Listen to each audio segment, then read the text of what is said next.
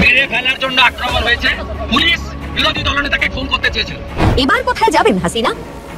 গুজবকে সত্যি করে নতুন দেশে তিনি আদৌ কি ভারতেই আছেন শেখ হাসিনা?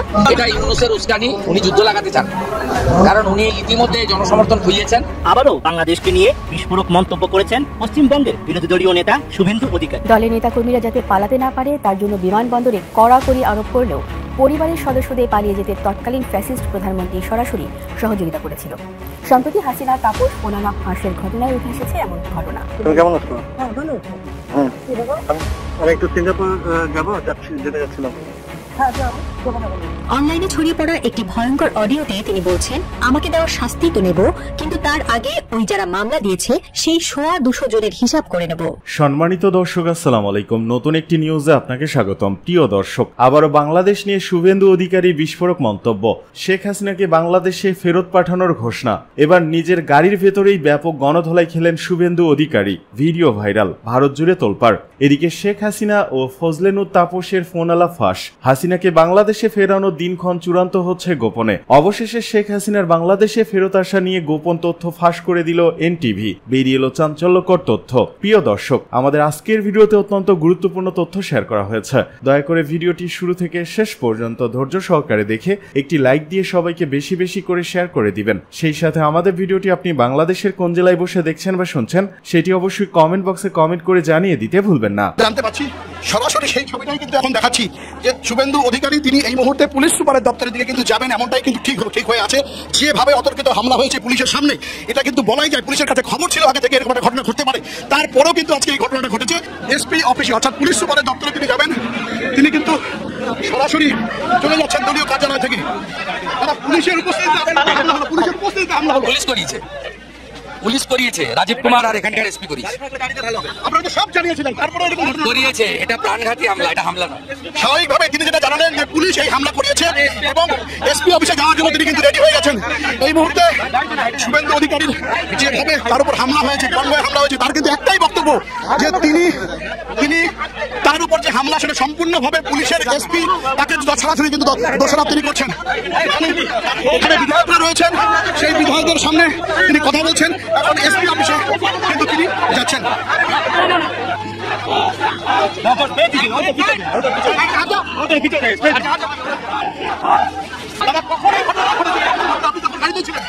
গাড়িতে ছিলাম না, আমি তো আসবো কোচবিহারে। কোর্ট বলেছে এসপির কাছে যেতে।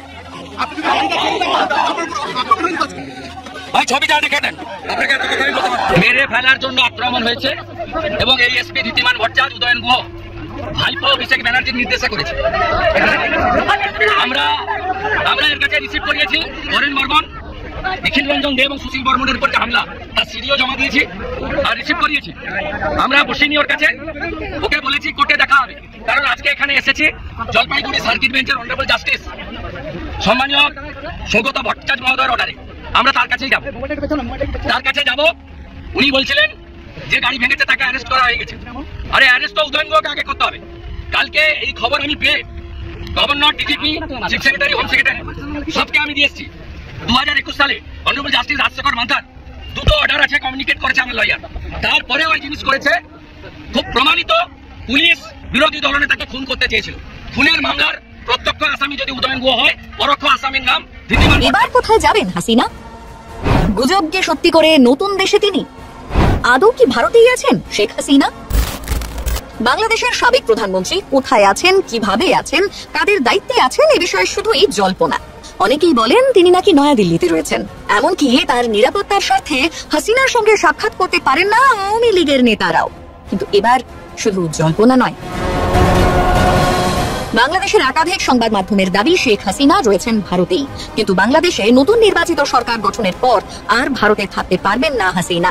অনেকেরই দাবি এবার নতুন আস্তানা খুঁজতে হতে পারে বঙ্গবন্ধুর কন্যাকে, যদিও পুরোটাই জল্পনা বলে দাবি কূটনৈতিক বিশেষজ্ঞদের। দেখুন, একজন সাধারণ নাগরিক হিসেবে এ নিয়ে যতক্ষণ কোনো স্টেটমেন্ট করছেন, জানাচ্ছেন ম্যাডাম হাসিনা এখানে আছে, ততক্ষণ পর্যন্ত আমার পক্ষে জানা সম্ভব না উনি আছেন কি নেই। এবার আপনি এক্সট্রাডিশন ট্রিটির সম্বন্ধে, এক্সট্রাডিশন ট্রিটিতে ভারতের পূর্ণ স্বাধীনতা আছে যে ভারত যদি মনে করে যে সবকিছু শোনা অভিযোগ হতে পারে, যে কোনো রকম লিগ্যাল অ্যাকশন হতে পারে, সবকিছু গণ্য করার পরেও ভারত এই ডিসিশন নিতে পারে যে ম্যাডাম হাসিনাকে তার দেশে পাঠানো হবে না, শুধু ম্যাডাম হাসিনা কেন, যে কোনো ক্ষেত্রেই তাকে তার দেশে পাঠানো হবে না, এই ডিসিশন নেওয়ার যথেষ্ট রকম right according to extradition treaty between India and Bangladesh, ভারতের হাতে সেই রাইট আছে। এখানে কাউকে অনুরোধ করছি চলে যাওয়ার পিছনের কারণ, আগের কারণ, মাঝের কারণ সব বিবেচনা করে এই ধরনের ডিসিশন রাষ্ট্ররা নিয়ে থাকে। শুধু ভারত বলে না, যে কোনো রাষ্ট্রের রাষ্ট্রপ্রধানকে তার দেশে একটা অশান্ত পরিবেশের মধ্যে পাঠিয়ে দেওয়ার জন্য 2-3টে ফ্যাক্টরকে ভীষণভাবে গণ্য করা হয়। একটা ফ্যাক্টর হচ্ছে তার পলিটিক্যাল অ্যাওয়ারনেস, কতটা পলিটিক্যালি সেই দেশটা স্টেবল পজিশনে আছে। দ্বিতীয় হচ্ছে তার ইমিডিয়েট রিস্ক ফ্যাক্টরগুলো কি কি আছে, এবং তৃতীয় যেটা খুব গুরুত্বপূর্ণ একটি বিষয়, সেটা হলো expected treatment by the nation. মানে যেখানে কাউকে পাঠানো হলো সেই দেশের লোকজন বা সেই দেশের লোকজনের থেকে বড় কথা সেই দেশে যারা দায়িত্বে আছে বা চেয়ারে আছে তারা কিরকম এক্সপেক্টেড ট্রিটমেন্ট করতে পারে সেই মানুষটির প্রতি। এবার যদি কাউকে কোনো দেশ কোনো রাষ্ট্র কোথাও পাঠিয়ে দিলে এভাবে এক্সট্রাডিশন ট্রিটি পরেও, তাহলে একটা এবং তাকে অ্যাসাসিনেট করে দেওয়া হলো বা এবং তাকে জোর করে ফাঁসিতে চড়িয়ে দেওয়া হলো বা তাকে কোনো একটা ভাবে কোনো বন্দি করে মৃত্যুর ফাঁক পাতা হলো, তখন কিন্তু কোথাও একটা গিয়ে সেই দেশটার উপরেও দায়িত্ব বর্তে যায় যে দেশটা তাকে ফেরত পাঠিয়েছে। সুতরাং আমি আবারও বলছি, আমরা এটা জানি না যে ভারতবর্ষে উনি আছেন কি নেই, তবে এইটুকুনি আমার ধারণা যে যদি এরকম ধরনের কোনো কাকতালীয় ভাবনা চিন্তা হয় যে উনি ভারতবর্ষে আছেন, তাহলে কিন্তু তাহলেও ভারতবর্ষ হয়তো ওনাকে ফেরত পাঠানোর কথা আপাতত ভাবছে না বলেই আমার ধারণা। ঘড়িতে তখন ভোর 5:30। ঢাকার আকাশে তখনও আলো ফুটেনি ভালো করে। অন্যদিকে দিল্লি ঢাকা থেকে 1822 কিলোমিটার দূরে হলেও সময়ের দূরত্ব কেবল আধ ঘন্টা পেছনে। সেখানেও ভোর হওয়ার অপেক্ষা। একটি পুরনো বাড়ির জানালায় বসে একজন বয়স্ক মানুষ তাকিয়েছিলেন দূরের আকাশে। তিনি কিছুক্ষণ পর পর চারঙা কাপ থেকে চুমুক দিচ্ছিলেন, চোখে ভারী চশমা, ঠোঁটে একরকম বিষণ্ণ তৃপ্তি। এই মানুষটি স্বৈরাচারী শেখ হাসিনা। 2024 সালের 5 আগস্ট এক অভূতপূর্ব গণ অভ্যুত্থানের দিনে তিনি গোপনে দেশ ছেড়ে পালিয়ে গিয়েছিলেন দিল্লিতে। আজ 2025 সালের 5 আগস্ট পেরিয়ে গেছে, অর্থাৎ পুরো 1 বছর কেটে গেছে। অনুপস্থিতির পরে তার ছায়া যেন ঘুরে বেড়াচ্ছে বাংলাদেশের প্রতিটি অলিগলিতে। আর সেই ছায়াই এখন এক ভয়াবহ প্রতিশোধের খেলা খেলতে প্রস্তুত, যে খেলা শুধু রাজনীতি নয়, গোটা রাষ্ট্রযন্ত্রকে নড়বড়ে করে দিতে পারে। অনলাইনে ছড়িয়ে পড়া একটি ভয়ঙ্কর অডিওতে তিনি বলছেন, আমাকে দেওয়া শাস্তি তো নেব, কিন্তু তার আগে ওই যারা মামলা দিয়েছে সেই 200 জনের হিসাব করে নেব। কণ্ঠটি কাঁপেনি, বরং শীতল ছিল। কথায় আছে, রাজনীতিতে কেউ হারিয়ে যায় না, কেবল দৃশ্যপট বদলায়। শেখ হাসিনা এখন দৃশ্যপটের বাইরে, কিন্তু নিয়ন্ত্রণের সুতো কি এখনো তার হাতেই? এই প্রশ্ন যখন অনুত্তরিত, তখনই ঢাকার নির্জন গলিতে একের পর এক ছোট ছোট অদৃশ্য ঘটনা ঘটছে। কেউ একজন হঠাৎ নিখোঁজ হচ্ছে, আরেকজন রাতের আধারে ঢুকে পড়ছে কোনো মিডিয়া অফিসে, চুপি চুপি বলে যাচ্ছে, তৈরি থাকো, বড় কিছু আসছে। 1 বছর আগে যারা ছিল ক্ষমতার কেন্দ্রে, আজ তারা যেন ছায়া হয়ে ছড়িয়ে পড়েছে রাষ্ট্রের আড়ালে। নিষিদ্ধ ঘোষিত দল হলেও আওয়ামী লীগের সেই ছায়া নেতৃত্ব একটু ক্ষীণ হয়নি, বরং সময়ের সঙ্গে তারা হয়ে উঠছে আরো সংগঠিত, আরো প্ররোচনামূলক।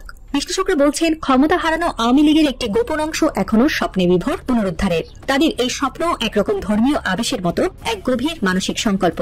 যারা আপার ডাকে জীবন দিতে প্রস্তুত ছিল, তারা আজও দুর্গম জায়গায় হাত পাখার নিচে বসে গোপনে বৈঠক করছে। ঢাকা, গোপালগঞ্জ, মাদারীপুর, এমনকি টেকনাফ পর্যন্ত বিভিন্ন স্থানে তারা চালাচ্ছে সাংগঠনিক পুনর্গঠনের কাজ। 2025 সালের জুলাই মাসে রাজধানীর গুলশানের একটি বাসা থেকে গ্রেফতার হওয়া 2 সাবেক ছাত্রলীগ নেতার কাছ থেকে উঠে আসে বিস্ফোরক তথ্য। তারা জানিয়েছে, 8 জুলাই ঢাকার একটি কনভেনশন হলে প্রায় 400 জনকে মনস্তাত্ত্বিক ও গেরিলা প্রশিক্ষণ দেওয়া হয়েছে। ট্রেনিং ছিল কেবল অস্ত্র চালানো নয়, ছিল তথ্য লুকানো, লোক চেনা এবং স্লিপার সেল গড়ে তোলার উপর। এই প্রশিক্ষণের পেছনে ছিল অর্থ, পরিকল্পনা এবং সেই পুরনো নেটওয়ার্ক যেটা শেখ হাসিনার সময় রাষ্ট্রের রন্ধ্রে রন্ধ্রে গেঁথে গিয়েছিল। স্বরাষ্ট্র মন্ত্রণালয় জানিয়েছে, 29 জুলাই থেকে 8 আগস্ট পর্যন্ত একটি বিশেষ অভিযান চালানো হচ্ছে। গোয়েন্দা বাহিনীর ভাষায়, একটি সংঘবদ্ধ ছায়া গোষ্ঠী রাজধানীতে সমন্বিত হামলার পরিকল্পনা করছিল। সেই পরিকল্পনার কিছু অংশ আমরা শনাক্ত করেছি। যদিও এখন পর্যন্ত বড় কোনো বিস্ফোরণ ঘটেনি, তবে আতঙ্ক এখনো দানা বেঁধে আছে। গোপন সূত্রে জানা যায়, শেখ হাসিনার একটি বার্তা, শুধু একটি শব্দ কিংবা একটি চিহ্ন, সেটাই হতে পারে বিস্ফোরণের সূচনা। 15 বছর ধরে রাষ্ট্রের প্রতিটি স্তরে যে অর্থ ছড়িয়েছিল আওয়ামী লীগের শাসনামলে, সেই অর্থ এখন ছায়া থেকে বেরিয়ে আসছে। একটি নির্দিষ্ট অর্থচক্র এখন কাজ করছে পুরনো নেতাকর্মীদের সংগঠিত করতে। তারা অস্ত্র, প্রযুক্তি এবং প্রশিক্ষণের জন্য লাগাতার অর্থ ঢালছে বলে জানিয়েছে একাধিক গোয়েন্দা সংস্থা। বিশেষ করে দিল্লি থেকে পাঠানো গোপন ফান্ডের ব্যাপারে এখন নজর রাখছে অর্থনৈতিক গোয়েন্দারা। এদিকে ভারতীয় গোয়েন্দা সংস্থার কিছু সদস্য ইতিমধ্যে বাংলাদেশের একাধিক হোটেল ও গেস্ট হাউসে ঢুকেছে বলে দাবি করছে নজরদারি সূত্রগুলো। 29 জুলাই থেকে শুরু হয়েছে অপারেশন ব্ল্যাক রেইন। স্বরাষ্ট্র মন্ত্রণালয়ের বিশেষ নির্দেশে ডিএমপি, র্যাব ও সিআইডি যৌথভাবে অভিযান চালাচ্ছে রাজধানী ও বিভাগীয় শহরগুলোতে। এখনো পর্যন্ত 63 জনকে আটক করা হয়েছে, যার মধ্যে 27 জনই ছিল সাবেক ছাত্রলীগ ও যুবলীগের মধ্যম সারির নেতা। স্বরাষ্ট্র উপদেষ্টা বলছেন, পরিস্থিতি নিয়ন্ত্রণে আছে, কিন্তু ষড়যন্ত্র এখনো থেমে নেই। এই চক্রটি স্লিপার সেল পদ্ধতিতে কাজ করছে। বিশেষ করে চট্টগ্রাম, রাজশাহী ও সিলেট এই 3 জায়গাকে রেড জোন ঘোষণা করে নজরদারি জোরদার করা হয়েছে। নিষিদ্ধ আওয়ামী লীগের তরফ থেকে এখন পর্যন্ত সরাসরি কোনো বিবৃতি আসেনি, কিন্তু অনলাইনে ছড়িয়ে পড়া একাধিক অডিও বার্তায় শেখ হাসিনার কণ্ঠে পাওয়া গেছে ক্রুদ্ধ উচ্চারণ। আমরা ভারতকে যা দিয়েছি সেটা ভারত সারা জীবন মনে রাখবে। আমরা হারিনি, শুধু থেমেছি। যুদ্ধ এখনো শেষ হয়নি। এই ধরনের উক্তির ব্যাখ্যা এখন গবেষকদের হাতে। কেউ বলছে এই ভাষা বিদ্রোহের, কেউ বলছে এটা এক ভগ্ন নেত্রীর শেষ আত্মচিৎকার। কিন্তু এরকম বার্তা দেশের ভেতরে কিছু চরমপন্থী সমর্থকদের আরো সক্রিয় করছে বলেই আশঙ্কা বাড়ছে প্রশাসনের। নতুন তত্ত্বাবধায়ক সরকারের অধীনে যখন দেশ একটু একটু করে স্থিতিশীলতা ফিরে পাচ্ছে, ঠিক তখনই এই গোপন আন্দোলন যেন আবার দেশকে অস্থির করার চেষ্টা করছে। বিশ্লেষকদের ভাষায় এটা কোনো সাধারণ প্রতিক্রিয়া নয়, এটা রাজনৈতিক পুনর্জাগরণের সুপরিকল্পিত প্রচেষ্টা। নিষিদ্ধ আওয়ামী লীগের এই অংশটি সরাসরি সংঘাতে যেতে চায় না, বরং তারা চায় একটি রাজনৈতিক অরাজকতা তৈরি করতে, যাতে জাতীয় ও আন্তর্জাতিক চাপ সৃষ্টি হয় নতুন সরকারের ওপর। তাদের কৌশল 3টে স্তরে ভাগ করা: মিডিয়া অ্যাক্টিভিজম ও গুজব ছড়ানো, প্রশাসনিক দুর্বলতাকে কাজে লাগানো, রাজপথে হঠাৎ ফ্ল্যাশ মবের মতো উত্তেজনা সৃষ্টি করা। দিল্লির চাণক্যপুরীতে এখন এক চুপচাপ প্রাসাদ, তার ভেতরে বুলেট প্রুফ ঘরে বসে আছেন শেখ হাসিনা। মোদির উপহারের কাচের বাটি থেকে দুধ কলা খেতে খেতে হাসছেন, ক্যামেরায় চোখ রাখছেন বাংলাদেশের সীমান্তবর্তী অঞ্চলে যে সামরিক প্রশিক্ষণ চলছে সেটা দেখতে। শেখ হাসিনা জানেন তিনি আর ফিরে যেতে পারবেন না, কিন্তু তার হাত লম্বা, বুদ্ধি পুরনো যমুনার মতো ধূর্ত, আর প্রতিশোধের আগুন এখনো জ্বলছে।